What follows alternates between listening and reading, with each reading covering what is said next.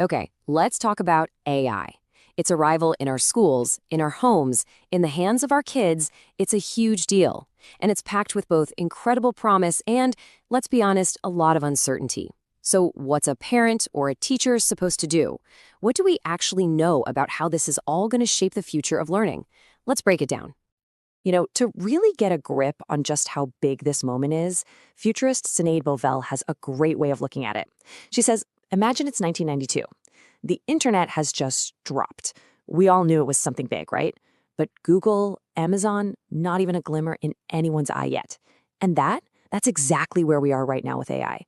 We are standing at the very beginning of a transformation we can't even fully imagine yet. And it's so important to get this straight. AI isn't just another app on your phone. It's not a cool new gadget. It's what experts call a general-purpose technology. Now, that's a fancy way of saying it's like electricity. Think about it. You don't even notice electricity anymore, but it's literally running our entire world. AI, it's on that exact same track. Soon, it'll just be a utility, streaming into our lives and rewiring pretty much everything. Okay, so if this thing is going to be everywhere, then the big question is, how in the world do we use it in our schools? Because, and this is the really crucial part, it turns out you can't just drop AI into a classroom and hope for the best. The data is super clear on this. How you do it matters a lot. Let's look at this tale of two classrooms, which comes from two really fascinating university studies. So in one corner, you've got a study from Wharton. They took a group of students and basically said, here's an AI, go nuts with your math homework. Ask it for anything you want, even the final answer. Then, in the other corner, you have a study from Harvard. They gave students a totally different kind of AI tutor. This one was designed to be a guide, It would give hints, real-time feedback, but it would never just give away the solution. So, what do you think happened at Wharton with the just give me the answer AI? Well, the results are kind of shocking, actually. Those students, they performed 17% worse on their final tests. Worse. Not just worse than other students, but worse than kids who just used a regular old textbook. The AI didn't just not help, it actually made things worse. It hurt their learning. But then you look over at the Harvard study, the students using that smart, guide-on-the-side AI tutor, they performed twice as well as their peers. I mean, twice. The takeaway here is so clear.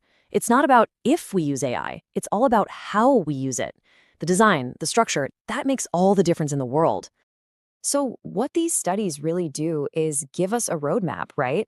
They're telling us you can't just plug this new tech into the old system and expect magic. To work, the AI has to give that immediate, real-time feedback, and it's got to let students move at their own pace. That's the secret sauce. And this all leads to a really massive realization. As AI gets scarily good at answering questions and doing all the boring, routine stuff, you'd think our human skills would become less important. But it's the exact opposite. The things that only we can do, they don't just matter. They become our superpowers. So that begs the big question, doesn't it?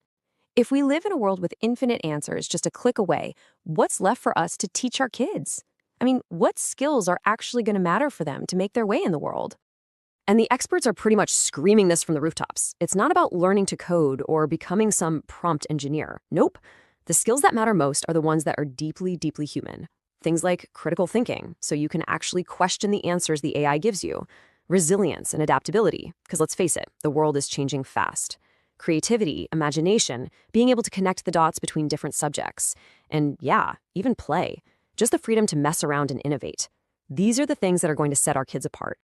All right, I know what you're thinking. That all sounds great, in theory, but what does it actually look like? How do you use tech to build a thinker, not just a button pusher? Well, let's dive into a real example. We can see this in action with tools that are built from the ground up with these principles in mind. The whole point isn't just to use AI, it's to use it to build up that independent thinking muscle, especially when easy answers are everywhere. Okay, check out this workflow. This is how it's done right. First, the student just talks, brainstorms out loud, and the AI just asks helpful questions to guide them. Then the AI takes all the student's ideas, not its own, and organizes them into a visual mind map. Step 3, and this is absolutely critical, the student goes off and writes on their own. They're in charge.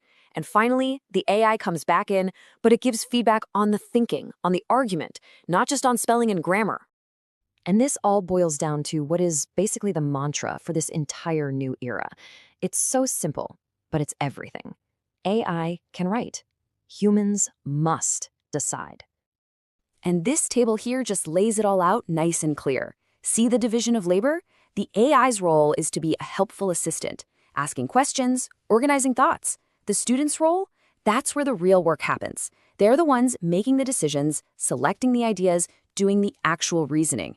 The kid is always, always in the driver's seat. Okay, so let's pull the camera back for a second, because this is so much bigger than just finding the right app for a classroom.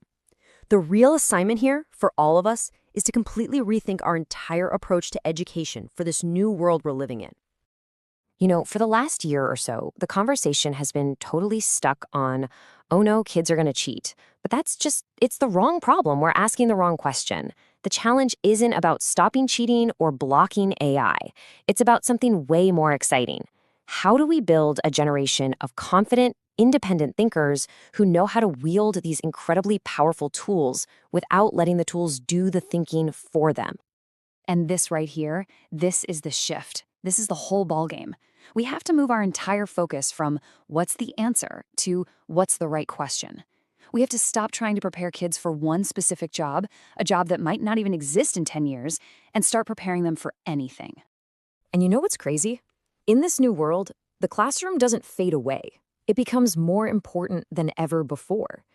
It's just like Sinead Bovell says, once AI is handling all the boring memorization stuff, the classroom has to become the place for the real stuff, the deep learning, the big debates, the critical thinking, the place where we truly raise the bar. So here's the bottom line.